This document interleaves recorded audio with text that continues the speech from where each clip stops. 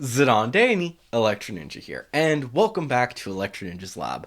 As you can tell based off of my hat, it is now Christmas time, or more specifically, it's after Thanksgiving, so time to start celebrating Christmas. Anyways, guys, let's talk about this latest chapter. But before we do that, I just want to remind you that Santa Ninja is back in the merch store and will be available until the end of December. And also, 25 Days of Merry Christmas is also going to be joining, but I'm not 100% certain what I want to do with that. So I'm going to wait a little bit before releasing that, but don't worry, it will be returning. So, yeah. That will only, like I said, these shirts will only be available until the end of December and the beginning of January. So, yeah. So get them while you can. And also, if you haven't subscribed yet, please subscribe because apparently only 10% of my usual viewers are subscribed. And now that it's been a while on the channel, I don't think that's because of the fact that because of the frickin' reactions, because nobody's watching any more of those because they're private. But anyways, guys, let's actually talk about, like I said, the latest chapter of My Hero Academia Vigilantes. Chapter 90. And holy crap, this chapter was actually really interesting. Well, its primary focus was continuing the fight. Basically, Overclock as well as all of the as well as Mirko before she became Mirko and Rappa are all trying to figure out ways to get out of there and save as many people as they can. And meanwhile, the police are just wondering, should we go in or not? What are we going to do? And it's exciting to just know that there's so much chaos going on here. But while they're thinking about all of this, a certain, well, our hero realizes what's going on and the fact that whoever is targeting these people is using the cameras, because if people move at all, they're and aren't on camera anymore, they have to redo it and all of these things. So with taking that action, he shoots out all of the cameras and we get some interesting information. Seeing for the first time chronologically Kurogiri as Kurogiri. And like I said, again, this is the first time that anyone on in the entire fandom has ever seen Kurogiri as Kurogiri. Obviously, yes, we have seen Kurogiri in the other show and all of this stuff, but chronologically, in order of the story, this is the very first time. Sure, Kumo, yes, we have seen him before this, but Kurogiri, not so much. Now, a few things are actually important to note. One, Kurogiri seems to actually be on a similar level of smarts as he was. Still saying, able to speak and all of these things, yet he's working for, and he's also working for All for One without any hatred or anything. It's just, okay, I'm gonna keep doing this stuff, and whatever, I'm gonna work for All for One. And honestly, it's a bit confusing, and it's curious to me what the heck is going on here. As we all know, Nomu have always been a bit of a weird situation. Almost none of them are actually smart. In fact, as of right now, only like 3 Nomu have actually been intelligent enough to even speak. And even that's debatable. The first one obviously being Kurogiri, which apparently he's been that smart since the beginning. Or at least that's as far as I can tell, because of the fact that this is this is clearly after he gets killed, but it's also not like immediately after, so it's really hard to actually tell what the heck is going on here. I don't know. It's we actually need to look at this a little bit more to figure it out, but yeah. Shirakumo and Kurogiri, this is a bit of a weird situation to say the least.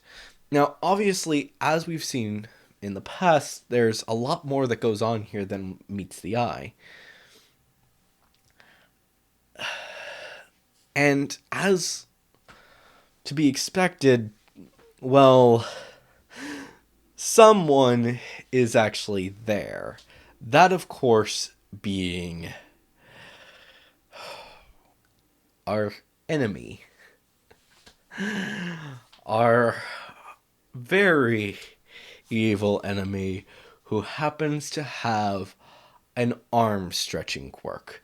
And that's about as far as it goes. Basically, we see the team fighting against him, and Mirko and Rappa losing their gas masks. It's a huge deal. And obviously, we can't really say much more about that because of the fact that the battle just began. So, yeah, the chapter in itself is really cool, but it's really interesting to just wonder, what does this mean for Kurogiri? Like I said before, the only about 3 Nomu are actually able to talk.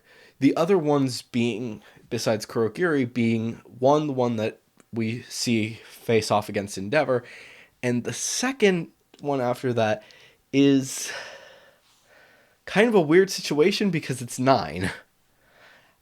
Which, yeah.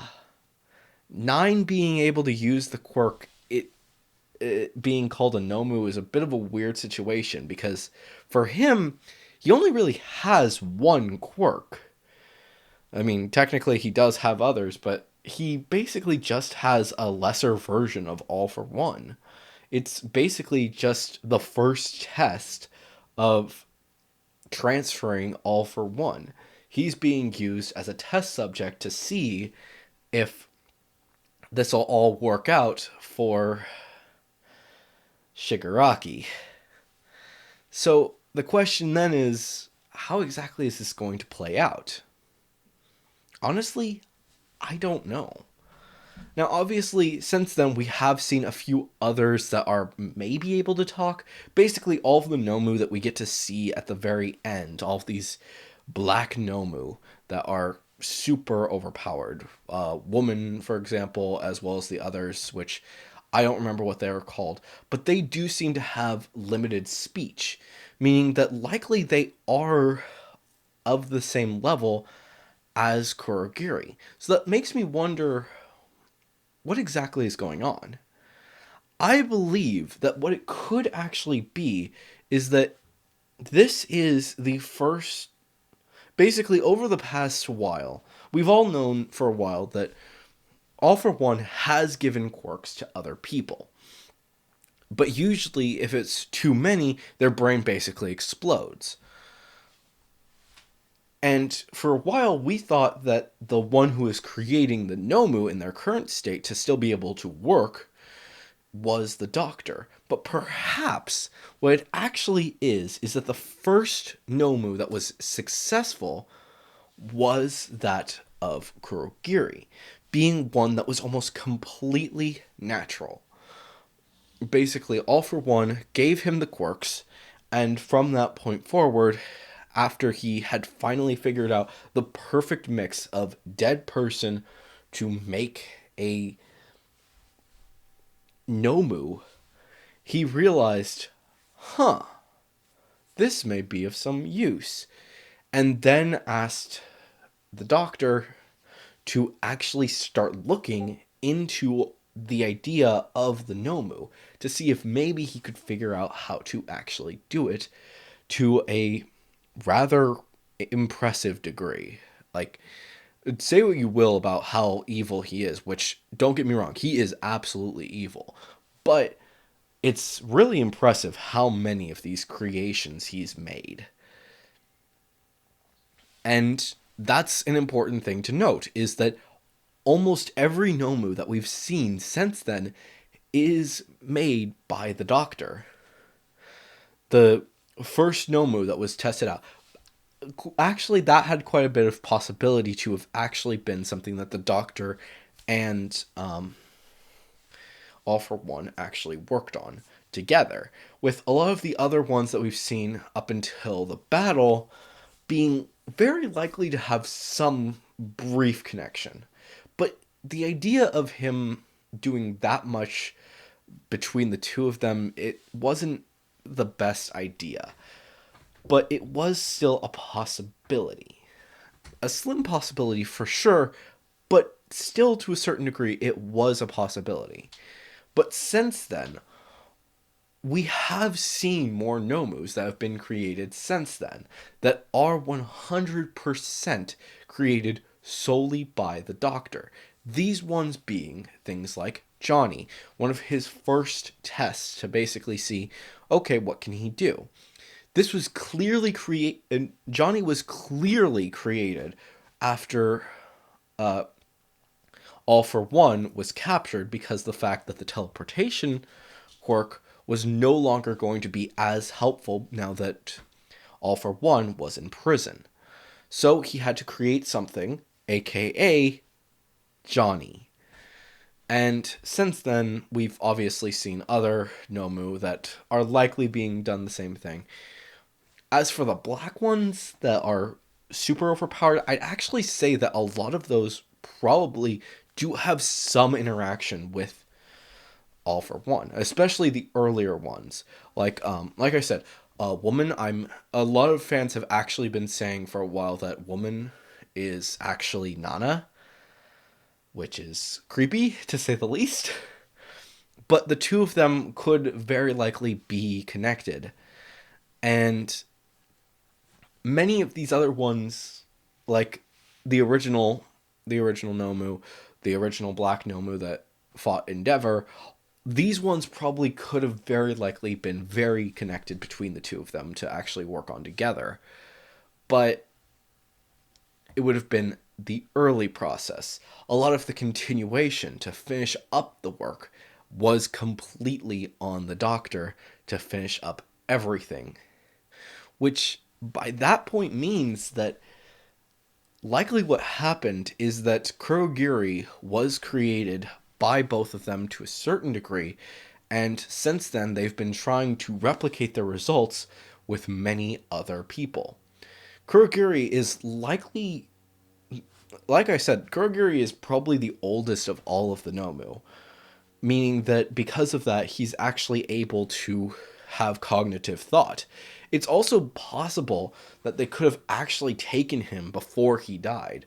Shirakumo may not have actually died during the battle, but instead he was captured and taken away right away, maybe stunned or something else. Basically, some format to basically make sure, no, he's not going to be getting away, but we have to make sure that they see his body. Something along those lines. It's really tricky to say the least, but yeah.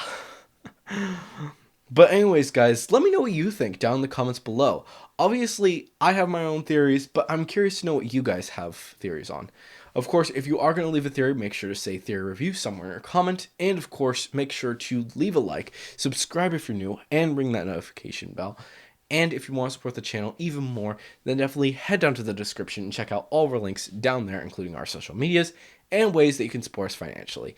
And of course, before we go, just a quick reminder that soon we will be giving you the next chapter analysis, that being the next chapter of My Hero Academia.